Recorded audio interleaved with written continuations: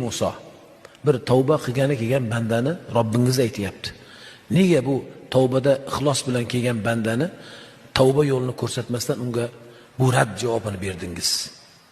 Nega uni quvib yordingiz? Dedilar Jibril alayhissalatu vasallam. Shunda Musa alayhissalatu vasallam: "Ey birodarim, qarang, bu o'zi hur bo'la turib, zino qilsa-yu, zinodan u bolani tug'sa-yu va u tuqqan bolasini qo'li bilan bug'ib o'ldirsa, bundan axir katta gunoh bormi?" deganlarida Musa alayhissalatu vasallam Jibril alayhissalatu vasallam na'am dedilar. Ha, bundan ham katta gunoh bor. Nima u katta gunoh? Bundan ham katta gunoh? Ha, bundan ham katta gunoh.